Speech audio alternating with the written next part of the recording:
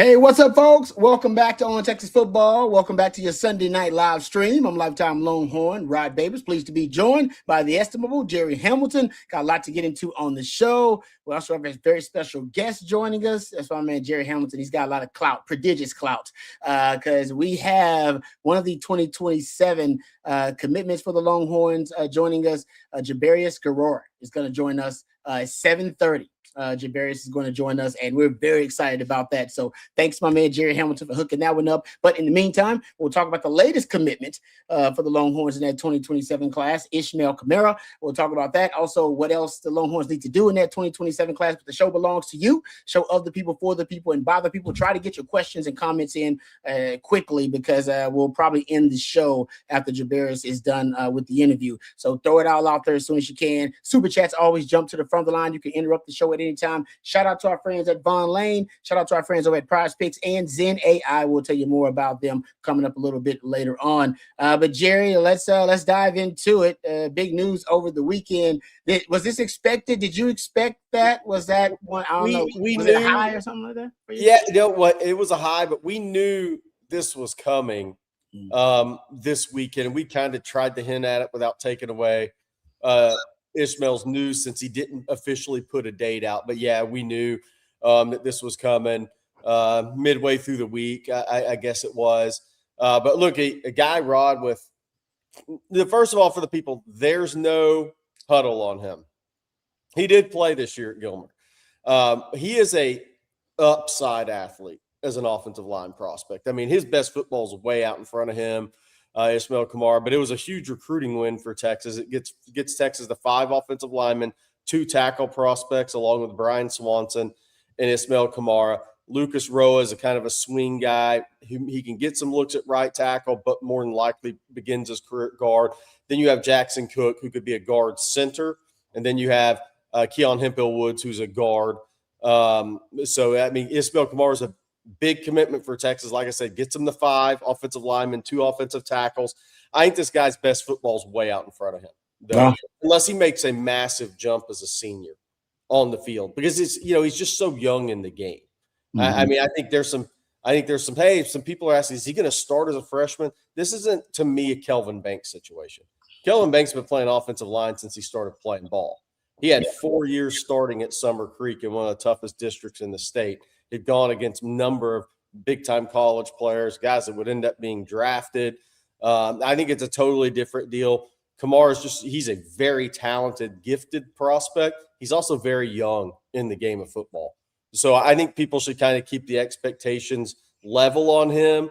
Anybody talking about, this guy's going to start as a true freshman in his first game in college, I don't think that's going to be the case with Kamara unless he makes a massive jump as a senior. He just hasn't played enough ball, but that's also what gives him such a high ceiling, is he's got a nice runway in front of him, and he is very athletically gifted. Yeah, all 5 stars aren't created equal. No, I mean, some guys take longer, and that's okay. Yeah. I mean, because, Rod, this is what I said about him, is think about, as young as he is in offensive line, think about the things he has seen versus the things he hasn't seen. The list of things he hasn't seen is much, much bigger than things he has seen as an offensive lineman at this point in his career. There's a steep learning curve in front of him. Now it's up, it's kind of up to him in one way, but how fast he starts to work towards that. But he's very talented. I think he'll make a big jump on the field as a senior versus his last year's junior year, because I think that's a natural thing for him. But I think people should manage the expectations with him, because he has so much to learn. Maybe he zips right past it. It's always possible. But if you look at the history, it's not likely. It's more likely that he'll need a little time, which is fine. You want a guy that's talented to continue to develop, be coached, play against high-level competition every day in practice, and when he's ready, he'll be ready. I think people are going to try to rush his readiness, and I think he's just got that long runway in front of him because of his lack of experience.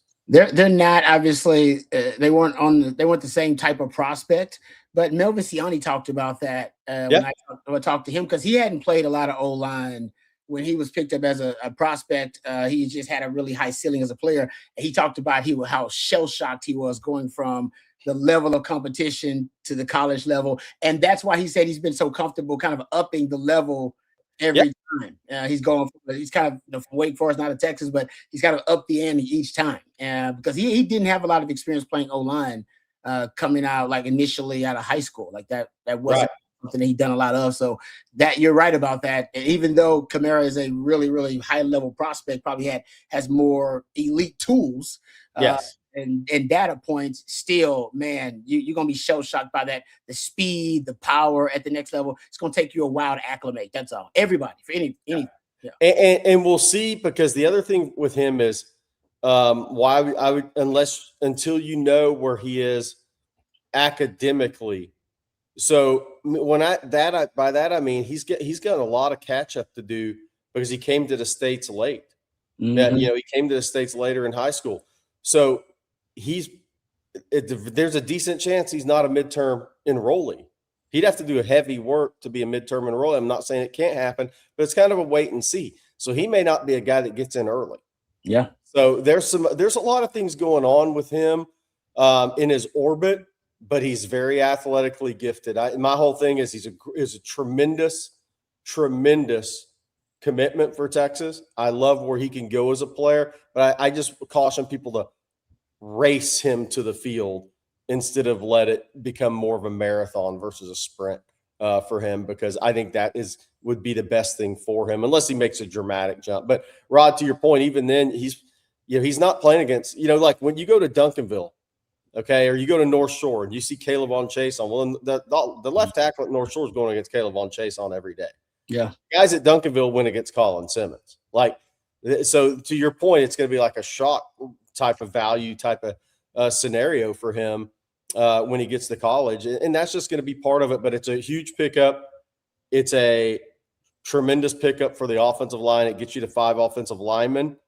He's got a ton of talent. He could be a high draft pick if everything works out for him. And I love where the class is going. And now it's pretty much down to 2. It's pretty much down to 2 guys who are non-committed right now. Landon Williams-Callis, who we believe Texas has a good lead for. He could announce, it could be this week, it could be next week. I think it's by mid-July. And then you have Muschamp Sales out of Indianapolis, obviously the 5-star receiver, who I think is an absolute stud. He's like Kelvin Banks, like a young professional, but he's just as talented. He's that legitimate 5-star guy. Production and who he is. And we continue here, that's Indiana or Texas as the top 2. Does that mean an LSU or Ohio State can't win it? We're not saying that, but everything we're hearing behind the scenes is more towards an Indiana versus Texas recruitment. Obviously, there's been so much back and forth in the state of Indiana. Oh, he's going to Indiana. It's just a matter of when. All these schools have done their best, but he's going to Indiana. We'll see. It's like we say all the time, somebody's got to get it across the finish line. We feel good about where Texas is at with Landon Williams-Callis, and we'll see what happens with Sales. I think Texas is very much in the ball game. Yeah, big game hunting. Yeah, with some of those big fish, man, you got to play the waiting game. All right, before we got a super chat here, let's get to the super chat first, and then we'll shout out to our sponsors. I know we're waiting on Jabberious Guerrero is going to join us at 7:30. Just a heads up, the edge defender from the 2027 class for the Longhorns. Brad, thank you for the super chat. We really appreciate it. Says, where would you compare him and DJ Campbell coming in? Always thought he wasn't ready to start right away either. Thank you for that super chat, Brad. We appreciate it. I agree with you on DJ Campbell for different reason. DJ Campbell played tackle in high school. He played more defensive line than offensive line his senior year, and he was going to be an interior player. So he had a huge football learning curve. Now, he had more football experience than Kamara does, but he had a huge learning curve as well, Rod, because DJ Campbell played more D than O. He played left tackle in high school. He was clearly going to be an interior player. And so he had a big learning curve in front of him as well, despite being that 5-star rated prospect.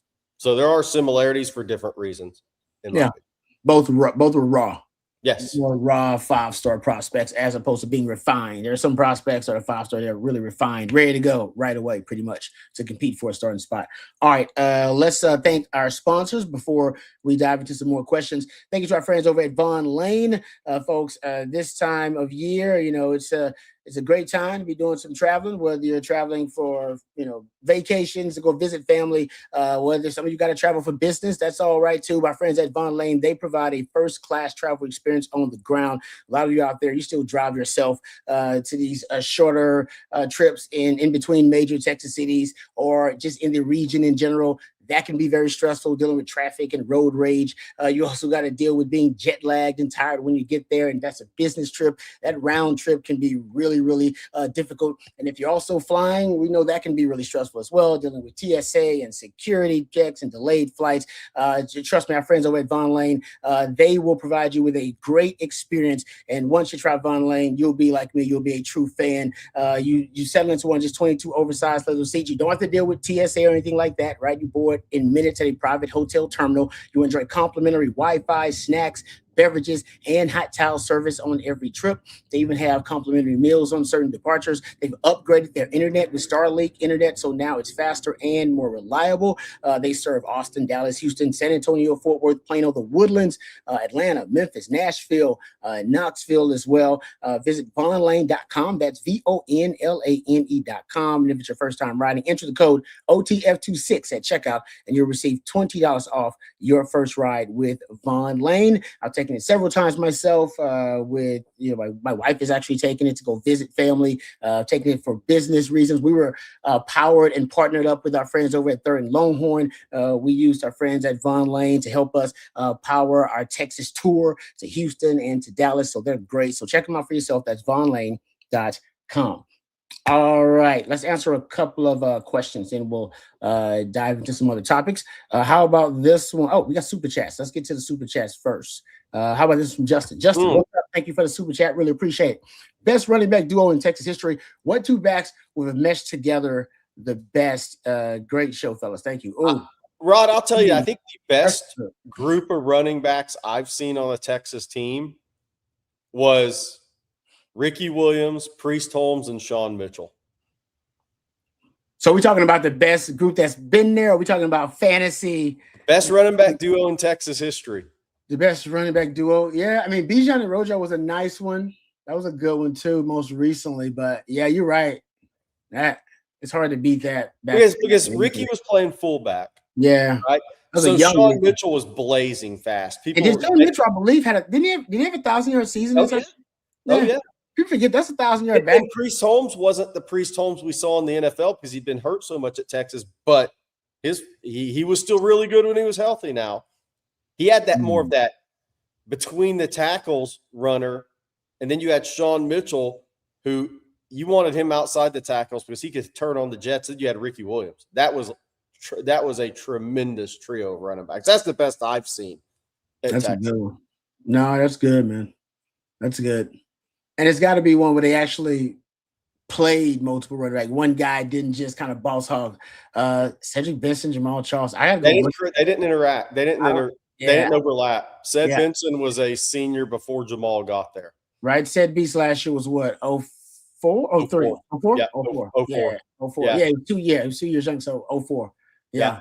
Man, that's good. That's a good question. Like I said, Bijan and Rojo was a good one. Statistically, I'd wonder who it is, but man, that what you just brought up, Jared, kind of blew my mind. That group was on campus together, and actually utilized because they made Ricky a fullback when he first got on campus.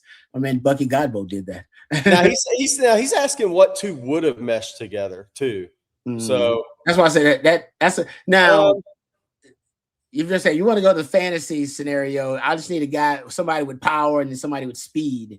And so for me, it's hard not to go with either. I'd probably go when with somebody said Cedric Benson and Jamal Charles. That's what they were going after. But that's kind of an unfair question because I'm not sure Nick Saban had two running backs really like that. I mean, it's like, I'd probably go with one guy to give me power. So you can go with Ricky, gives you power. Ricky and Bijan. See, both of those guys don't have a weakness in their game. So those are two of the best all around. You want to go complimentary because those guys can do either. I mean, there's not a weakness in Bijan or Ricky's game. I was thinking, I like the Jamal Charles thing because he brings the speed. Eric Metcalf should be mentioned here as a complimentary piece. as one of those backs, because you get a power element and then a Eric Metcalf, that'd be nasty. I think if we're being fair and not putting two gold jacket level players together, something like that. I mean, I think if you said, okay, what's the likely? I mean, you said Bijan and Roche. I mean, they had Rojo was a good one on the same team at the same. Like, is it Jamal Charles and a Roschon Johnson? Because the reality is, you weren't going to have Ricky Williams and Jamal Charles in the same backfield. No. Earl Campbell and Ricky just smash out. Yeah, exactly. Yeah, just go Earl. Exactly. That seems unfair. The thought exercise seems too easy. We just go, oh, just put Ricky and Earl back there. I mean, the obvious answer is Ricky Williams is a freshman when he played fullback with Jamal Charles. That's ultra lethal. Ultra lethal when Ricky was a fullback coming out of his first year at Texas. If you had Jamal Charles instead of Sean Mitchell on that team, the way John Makovic called offensive plays, yeah, he used all those guys. Yeah. That would have been pretty scary. Yeah, no, you're right about that. That's why when I think about complementing each other, I think about the power element and the speed element, and that's the way to nail it. That's why Rojo and Bijan were really good. Cody Johnson's the ultimate TD. Because Ricky Williams had as a fullback and then a one back.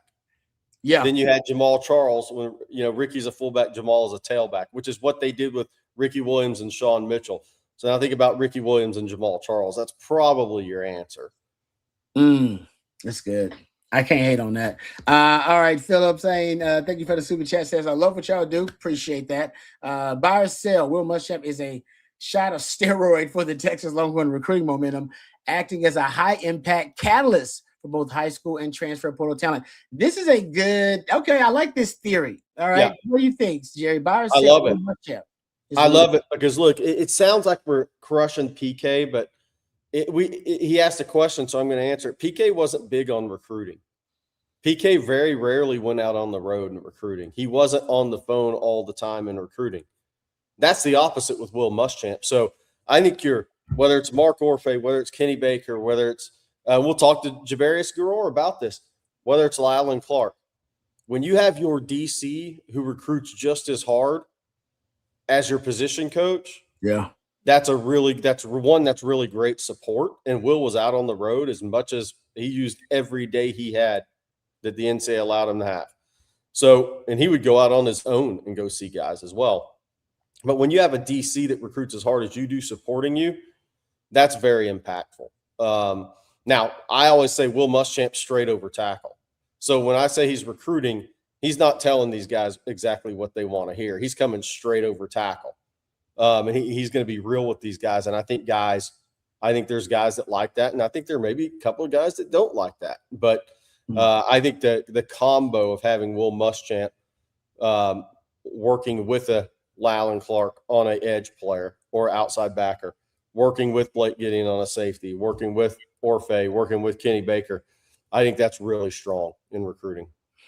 You know what, Phil? We'll ask Jabberious when we talk to him in about 10 minutes here. But I like that theory, though. No question. Brandon, good to hear from you, brother. OTA fam, number 1 in the ranking. Says, all right, Jerry, I got my gift. It was awesome. Finally Friday. I love it. I hope y'all in the chat had a wonderful 4th of July. You as well, Brandon. I hope everybody actually out there had a great holiday weekend. But Brandon, hey, thanks for dropping in the chat. But always good to hear from you. I hope you are doing well. And thank you for joining us on the show too. All right, how about this one? Marco says, Jerry, were you able to keep up with the Joey Chestnut yesterday with corn dogs? I actually did not watch that yesterday. So thank goodness. Yeah, I did not watch that yesterday. But what he down 66? I believe that is, Did he? I mean, I didn't watch it either. Just full disclosure, I assumed he won because he's the GOAT. Isn't his record like 73? It's something gross and also amazing. It's something gross, but yet also amazing. All right, before we let's talk about something amazing, but not gross. Our friends over at Prize Picks, before we dive into some other questions. Thank you to our friends over at Prize Picks for sponsoring our Sunday night live stream, folks. If you're not picking with Prize Picks, you're doing yourself a disservice. Our friends at Prize Picks, they make every sports viewing experience just that much better. Our friends at Prize Picks also they make it easy for you. All right, you're picking more or less on just player stats. They make it really easy. It's really simple. It doesn't take you a lot of time at all, so you don't have to worry about it. Doing a lot of research. If you want to do research, you can do that, but you can go with your gut, whatever it takes. Also, they got basketball, baseball, golf, soccer, MMA, even esports. All right, whatever you're into, our friends at Prize Picks, they let you be as creative as you want. You can even mix and match across different sports. Pick your favorite player on your favorite team, roll with that, or get creative. And now the World Cup's going on, a lot of folks are obviously really invested in the World Cup, as you should be. So Prize Picks available in all 50 states, including right here in the great state of Texas. So if you haven't jumped in yet, now is a great time to do it. Download the app, use the code HMA, play $5, and they'll give you $50 in lineups instantly. That's the code HMA. 5 gets you 50. It's just that simple. And as always, play smart, play responsibly, play Prize Picks. Thank you very much to our friends over at Prize Picks. All right, we do have. We got a super chat here from. Hold on, let me get my helmet. Let me get it. Rod Baber's helmet. I always show some love for Rod B's helmet. I appreciate that. All right, good to hear from you. He says, hypothetical. Arch stays for 2027. Who transfers and stays? Dia stay? Do other stars stay and run it back? Oh man, I'm hoping that does not happen, because if that happens, that means, well, I'm going to say something went wrong, but there's no way he became the top quarterback in the country and then came back. So wouldn't like that. But if that was the case, I do think one of those guys, you're going to lose one of those QBs. You can't keep 100%. 100%. Yeah. You're going to lose a quarterback. All speculation there. Obviously, in a scenario like that, KJ Lacey would be wanting to play. I doubt he'd want to sit another year. Because his clock would be ticking. That's true. Yep. And he got some valuable spring reps. He basically was. And he'll get some reps this year at some point. Yeah. Yeah. No, I think it's inevitable. And I think that's what Coach Sark wants those guys through the pipeline quickly. Yeah. Right. Develop quickly so that can be part of the pitch to the next guy. Like, hey, look what he get. 3 and done. He's in the NFL. He got his NIL money, and now he's drafted early on. That's kind of what they want to. It does disrupt the pipeline when a guy comes back for that extra year, for whatever reason. All right, thank you for that super chat. Final answer, Justin. I'm gonna go Earl and Eric Metcalf. I'm gonna go Earl and Eric Metcalf. Oh, my running back duo. I've been thinking about it in my head while we were talking. I'm going Earl. I like that. Yeah, can't go wrong with that one. Who is the first SEC coach to get fired this season? Who's the hot seat? Shane Beamer is on the hot seat. If Tennessee really underperformed, Josh Heupel could find himself on the block. You just had like an influx, I feel like. Yeah, that's the problem. Just got a lot of new, right? I guess Mississippi State, but the problem with Mississippi State is you're one of the lowest NIL in the SEC. Yep. The guy's competitive. Who are you going to hire? That's the problem at State. You can keep recycling guys, but who are you going to hire?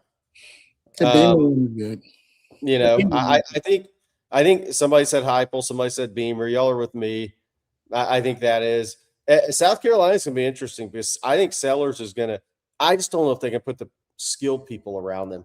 He'll look better in Kendall Briles' scheme.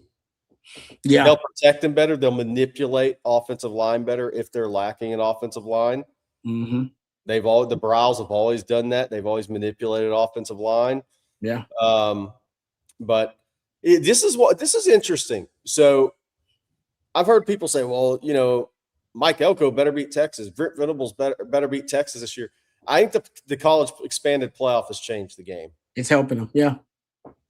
So you lose to Texas and you go make the playoff and win a game. Mm-hmm. Nobody's going to get fired. Now, if a Brent Venables, and I think he's bought himself time, but if Brent Venables lost to Texas, went 8-4, didn't make a playoff, I still don't know if that's enough for Oklahoma to go get him. Yeah, I'm with you. I think the playoff actually helps teams that you may have a certain problem with a rival or with a certain coach you can't beat, whatever it is. If you can make the playoff, it does, in my opinion, buy you more time. Somebody brought up that's the ultimate goal, is to make Rod, two people asked about DeBoer. I go back to this. Who's Alabama going to hire that's a better coach than DeBoer? Like, that's when you get into the firing coaches over and over and over again. Kalen DeBoer is one of the best coaches in college football. He's taken 2 teams to a college football playoff. I like Like DeBoer too. Yeah. DeBoer, Alabama's not going to hire somebody better than DeBoer. They actually just gave him a big extension too, so I'm pretty sure they're all in there. And I know they've been complaining about the recruiting because it ain't what Nick Saban did, but it ain't gonna never be what Nick Saban did. No, Like you ain't getting back there in the NIL they era. had the number one recruiting class in the SEC last year. I think they're saving more of their juice for the portal. Oh, okay, makes sense. Yeah, but it's an ugly number. Bama fans don't like it being ranked 70th in recruiting. they don't like that. But I just go back to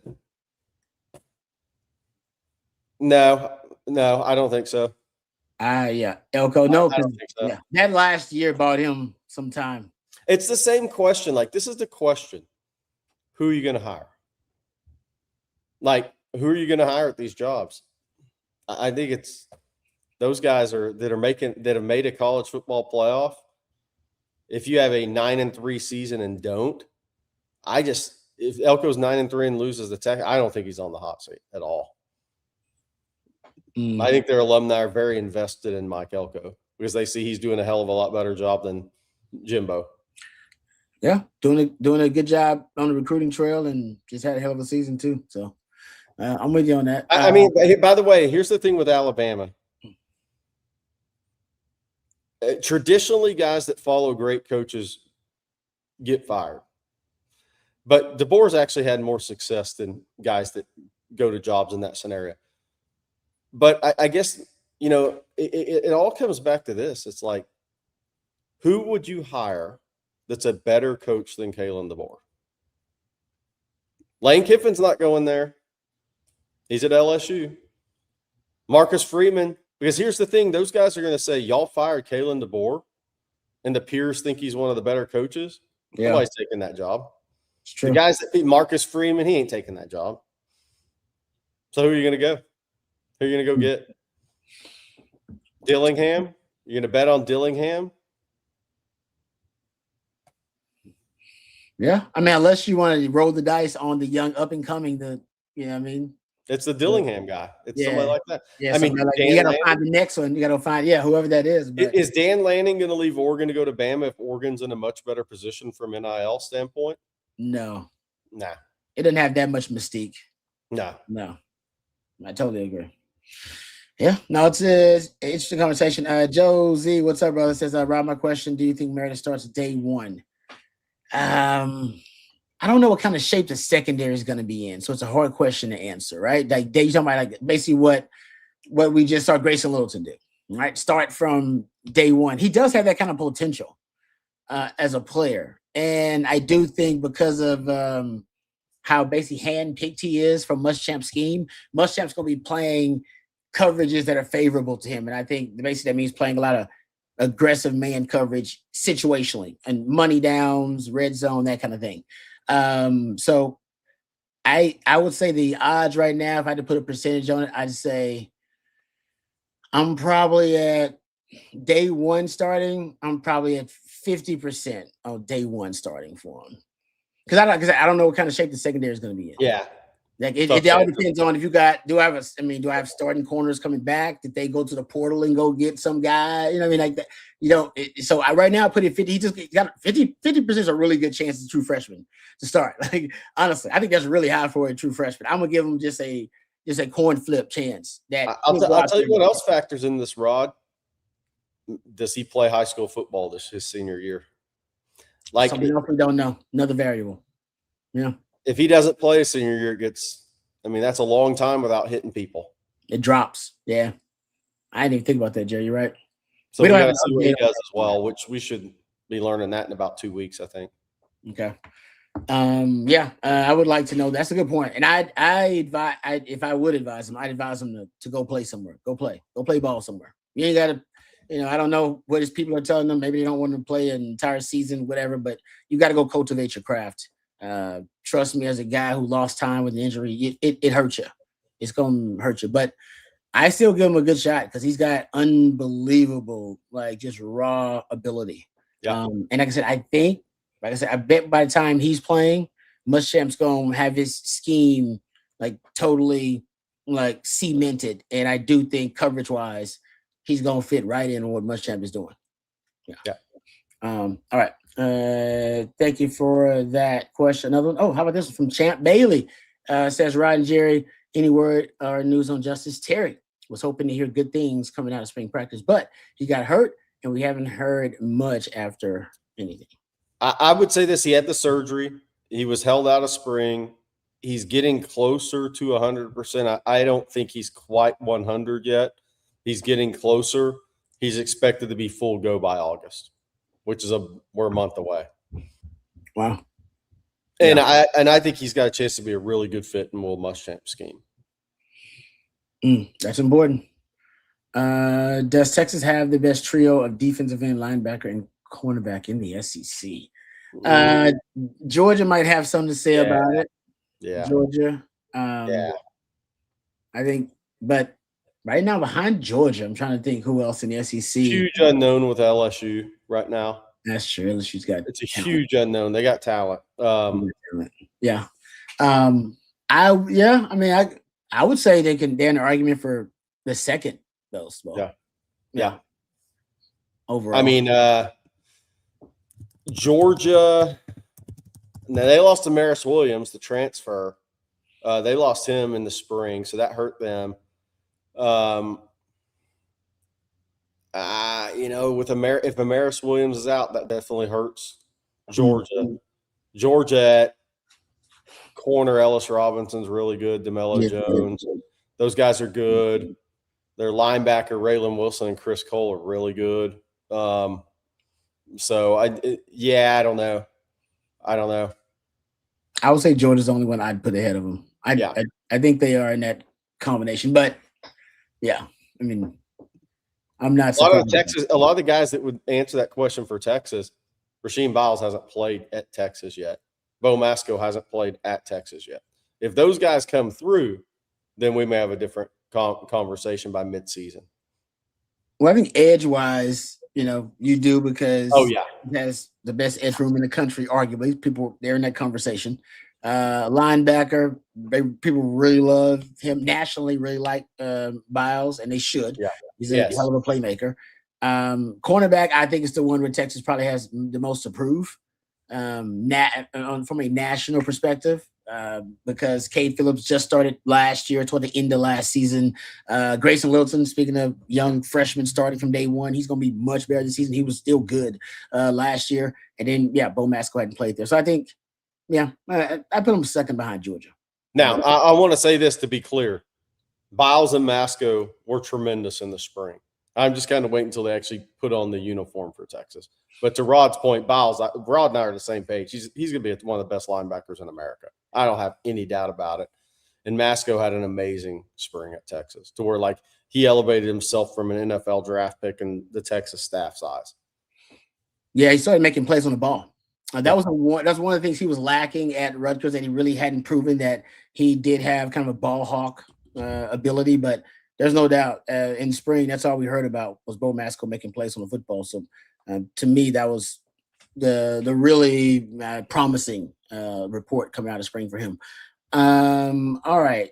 How about another question here? How about this one from I think we already got that one in. Oh, how about this one?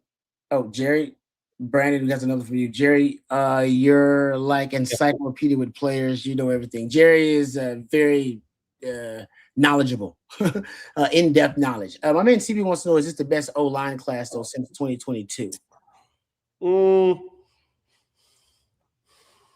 I think just overall talent, upside talent, yes. Yeah, I think so. I would think so. By the way, guys, we're waiting on Jabberious. He's trying to get connected. He's having a bit of a connection issue, so hopefully he'll get connected here. I would say talent-wise, yes. Has to be full class of guys. I like this mesh of this class, Rod, by the way. I think Jackson Cook will be a surprise player because I think it matters that you hate Oklahoma and you hate A&M, and wearing that jersey every day means a lot to you as an interior offensive lineman. That's going to mean you're up for the fight. You're going to play through the whistle. Every snap's going to mean something to you. So I expect that. I expect Jackson Cook, and he's a good athlete, by the way. I expect him to really good athlete, actually. Yeah. I expect him to outplay his ranking. I really do. And Brian Swanson's always wanted to go to Texas. I think on the offensive line in the NIL day and age where guys are transferred around. Like I was watching NBA Summer League, and all these players have been to 4 colleges, 3 colleges. If you can find on the offensive line guys that it really matters to wear the Texas jersey, I think that truly matters on the interior or on an offensive line, because you got to have a lot of fight. You got to have a lot of fight. Yeah. And so you're playing against NFL guys every week in the SEC.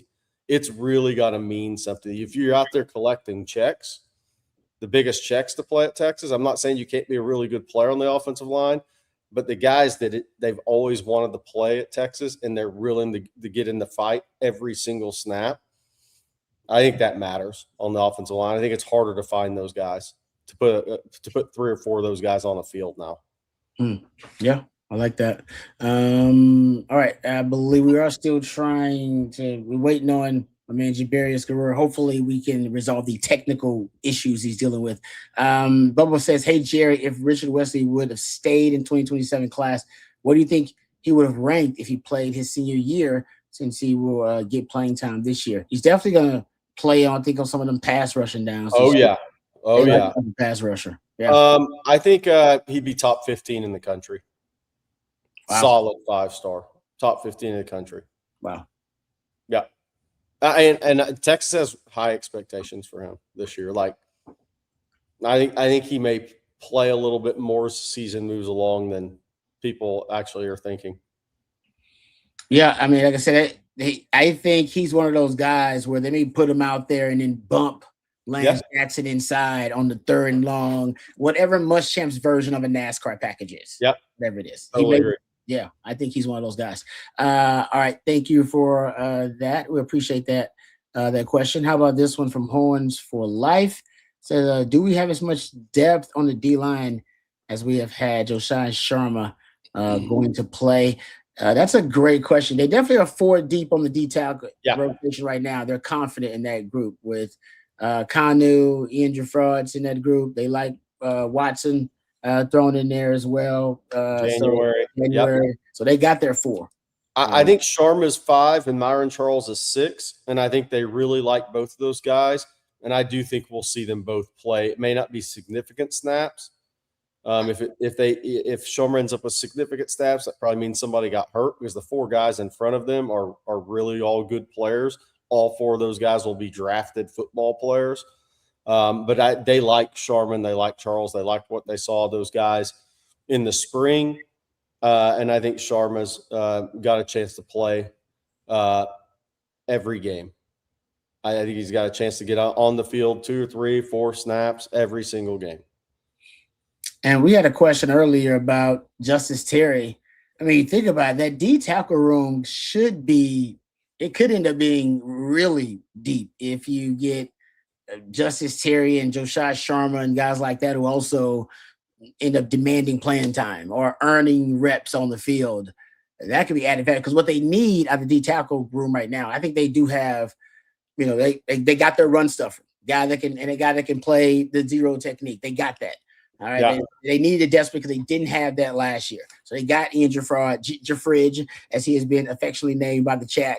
And Kanu was probably their best all-around D tackle. Now, was a run stuffer on early downs, also be a disruptor. I think he led them in pressures actually with 20 at the D tackle position, but they didn't have enough disruptors.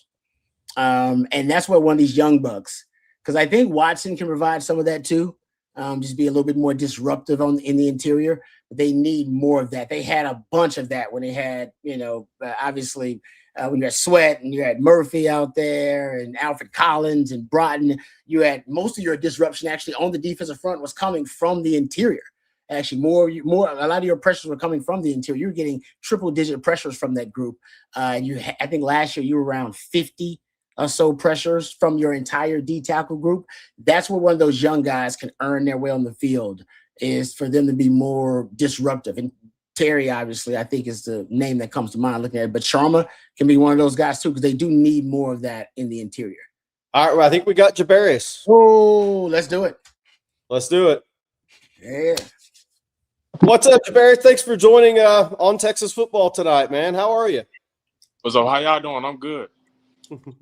Doing good, man. Thanks for joining us, brother. Big fans. The folks out here really excited about you joining us today, man. Yes, sir. Hey, so my first question I gotta ask you. I forgot to ask you this on the 2 video interviews we did when I was at Viger. How'd you go about making 56 tackles for loss in a high school season, man?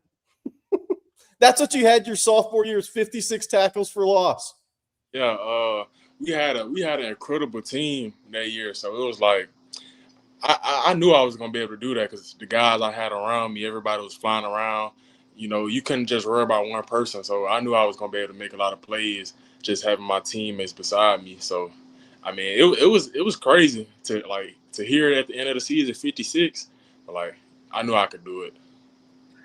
You know what, Jabberious, I'm glad you brought up your teammates. I heard your coach. I wrote the quote down because I thought it was such a great quote. Your head coach said that he's talking about you. He's one of the greatest human beings that he's ever met. He said you're one of the greatest human beings that he's ever met. You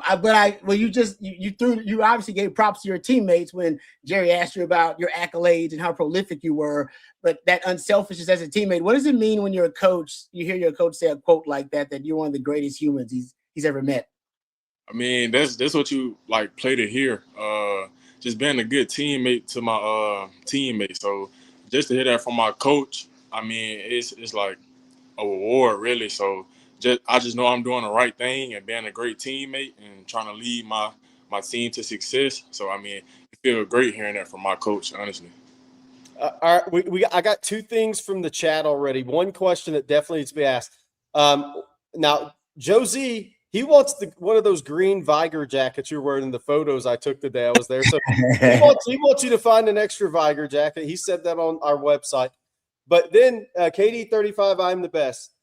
Jerry, you got to ask Jabberious how he got the name Chicken, the nickname Chicken. Yeah, so it came from my grandma. When I was born, she said I looked like a wet chicken, and she ran, and everybody in my household, you know, they was calling me that, and my mom, you know, she started calling me that, and then you know it just stuck from there. So you're gonna keep the nickname Chicken when you come to the 40 acres? Are you gonna keep it with you? It's coming with you? I don't know, you know that. Hey, so your game, if we turned on your huddle right now, and I've asked you this before, but for the Texas fans, and we had you break down yourself as a player watching your huddle, how would you describe your game? Honestly, I'll say like electric. I feel like just the way I move, I feel like, you know, at being in high school, I feel like I move really great. You know, some guys are, you know, bigger guys and, you know, powerful guys. I feel like my game is like, you know, I'm real fast. I can get around you in, you know, like 2 seconds.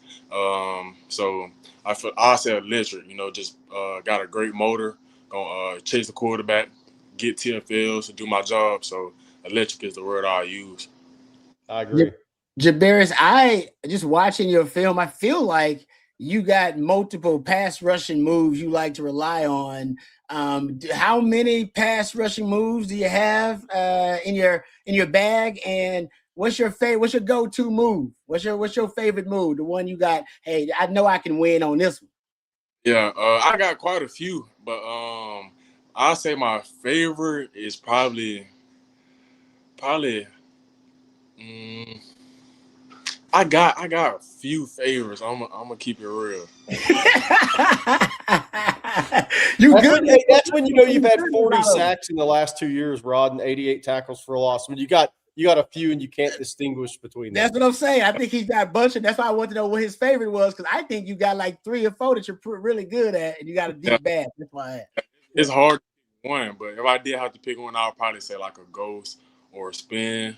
Yeah. So or a dip and rip. So that's you know, one of my favorites. Nice. Hey, we've had some questions, other questions in the chat before that people wanted to know. So describe Lallin Clark and that relationship, and then we'll talk about Will Muschamp and kind of what he meant to your recruitment. Yeah, Coach Clark, great guy. Met him. I think he came in right after my 11th grade season, so we started talking from there. Great relationship. Kept in contact with me. I mean, we got a great relationship. Me and the two other edge rushers that's committed, we all in the group. So he texts us daily. So it ain't like he just texting us every now and then. So I mean, talk almost every day. Check up on me. Just talked to him yesterday about 4th of July. So great relationship with Coach Clark. Hey Jabberious, first of all, the chat is smart. They say definitely keep the nickname Chicken because that chicken NIL deal gonna be nice when you get it. Chick-fil-A, whatever you want. You know what I'm saying? What's your favorite chicken spot? Probably Food Cyclist or Chick-fil-A.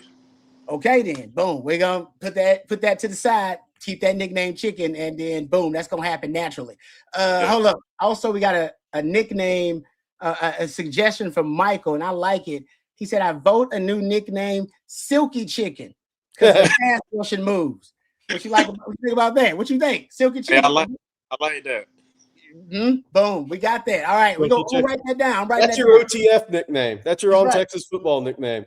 Because like Justice Terry has a nickname, it's Planet Fitness. If you've ever seen Justice Terry, if you ever seen the photos of him when he was a kid, I nicknamed him Planet Fitness. That's nice. I love it. Hey, Jabberious, tell us about Will Muschamp. What impact did he have on your recruitment? What was the conversations with him like? Because I call him straight over tackle. He's coming right at you with a true opinion. Kind of, how would you describe Will Muschamp? Exactly like you said, I can tell he's gonna come straight at you with what he has on his mind. So when I was talking to him when I went to Texas, that was my first time meeting him in person. So I mean, we broke down my film. He showed me some clips and highlights of how they want to use me, and what's my strong suits, and what maybe I need to work on. So basically, just like you said, a straight up guy, and just knowing Coach Muschamp and the history behind him, passionate coach.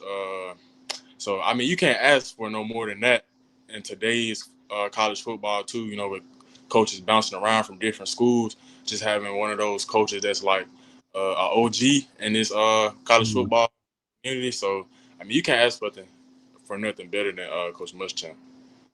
Hey Jabberious, have you connected with anybody else in the class? Any other guys in the class that you have either communicated with at all or talked to at all? Yeah, the two other edge rushers that I'm committed with, Cam and I don't know his real name, but we call him Dirt.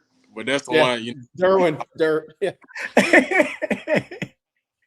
Talk to them too. So and I get to talk to my other teammates. Once I get up there, or even before I get up there. But those are two that I've been talking to.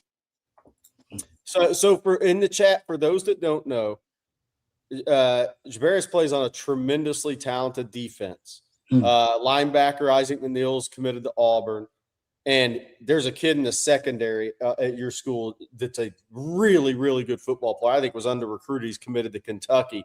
So kind of talk about your goals for senior year coming up. Yeah. So I got a defense now. Yeah, we do. Obviously, winning state, we came up short last year, losing in the state championship. So that's obviously the first goal, to win state. And I really just want to have fun this year, let it all loose. I don't really think I got too many personal goals for myself because I feel like, I kind of reached a lot of stuff that I wanted to do. So the next goal is to win state and have fun with my teammates, really. So, I mean, whatever I do, I know I'm going to do it to my best ability. But winning state and having fun with my teammates for my last year is just the main thing I've been, really. So the first time I interviewed you, you mentioned Colin Simmons. Yeah. Did you get a chance to talk with Colin on your OV, and kind of what did you guys talk about? I did talk to him. I talked to him on a spring visit, actually. Because my Zoo, that was my host. That's what I was really talking to. But I talked to Colin on a spring visit, and we just, hung out over dinner and stuff, talking about some. I asked him about his high school career and stuff. He said, he had 20-something sacks in high school too. I think it was junior year or sophomore year one. But that's basically what I was asking him, stuff like that. Yeah, getting to know him a little bit. So. Hey, Jabberious, Wayne in our chat says, Jabberious, what game should I come see? I live about an hour away in Mississippi. Want to come see you play? Versus Williamson. That's the one of the biggest games that happened in Mobile. They got, a lot of recruits too, probably like 3-4 stars, high ranked guys with offers, and everybody come out to see that game. It's like a family game, really. Everybody know everybody gonna get some good football. Nice. Yeah. So for the guy that asked in the chat, I think that's October 16th and maybe October 9th. It's showing both on the schedule and Max Preps. I don't know if you know the date on that one. Jabberious, it's either 9th or 16th. It's one of those dates. Yeah. Hey, Jabberious, one more thing before, because I got one more thing before we let you. Maybe Jared's got one more thing too. But I remember before you committed to Texas, and just during your recruiting process, you talked about how development was a big factor, right? You wanted to be developed because you want to go to the NFL. You're going to be an NFL player. That kind of thing was important to you, of course. But you also talked about the family atmosphere for the team, and that was important too. Obviously, you committed to Texas. What was it about that family atmosphere with Texas that really, for you, cemented your decision? Talking to Coach Clark, that was obviously who I started talking to first, and just getting to talk to him, it felt like a real connection. And and I decommitted from Alabama so late in my process, so it was like, man, I need to pick a school. And Coach Clark was the best connection I had, and I feel like everything was like a genuine talk with him, and it was like giving me the real. And when I went up there too, hanging out with the players, it was like I feel like these some guys, I can be around and be at my best and grow with. So just doing that, I feel like that was like a strong connection I had, outside of Alabama and moving all the way to Texas. So I mean, great. Yeah. Hey, so I'd be remiss if I didn't ask this, because people are going to ask in the morning on Coffee and Football. What's your updated height and weight? You look like you gained some weight, and we saw a tweet of you playing tight end and 7-on-7 or inside a receiver. So what's the updated height and weight going into the season? Yeah, 6'2.5", and I'm 229. Okay. What's your kind of goal for your frame? What do you think, 245-ish? This year, nah, I'm gonna play at. Cause I put on like 20 pounds last year. I was kind of light. Yeah. I was like 4'5", 210, so I had to put on some weight. So this year I want to play at least 225 to 230 and carry that weight good. And when I get to college, 240s and be in the picture. Sure. All right. Jabberious, we can't thank you enough, man. This has been awesome. We really appreciate it. The fans in the chat, they're loving you right now. They can't wait to get you on campus because we know you're going to be a hell of a player here in Texas. So thank you for taking the time. Congratulations on all the success, and best of luck to you, brother. I thank y'all. We'll see you this season. I'll see y'all. Welcome. All right. That's Jabberious Guerrero, man. All right. So now, I told people the first time I went to Viger, super intelligent guy. Like what his coach said, that's what everybody said at the school about Guerrero. Like, one of the best human beings. He is really intelligent.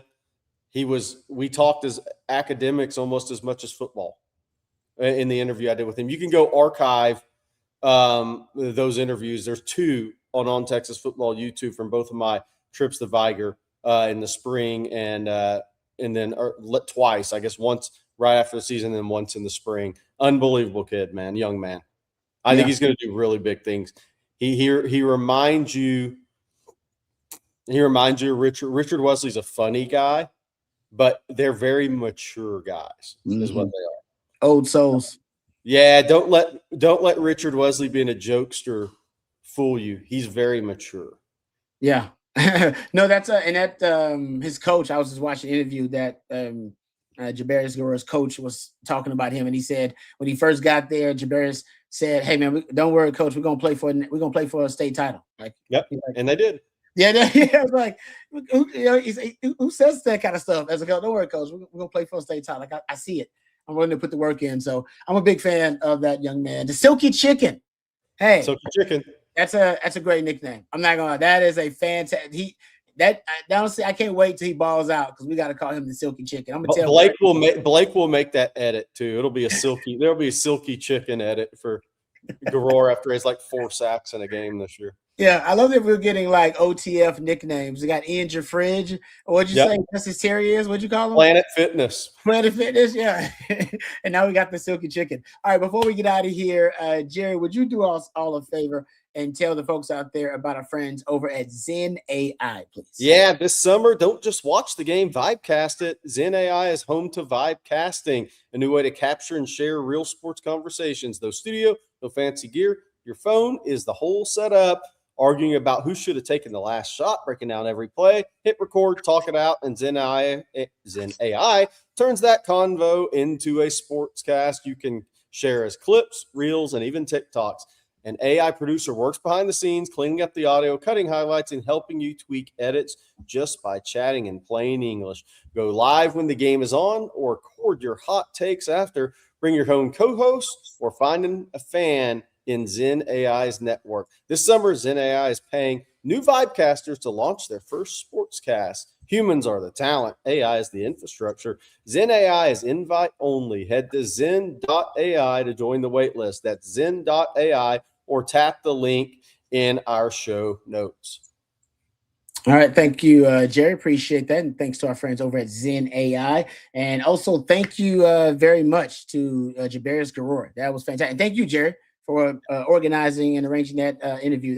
It was great. Thank you to Blake. Blake's actually running the show, so thanks to Blake behind the scenes. Appreciate him as well. Thanks to all the folks out there who gave us super chats and questions.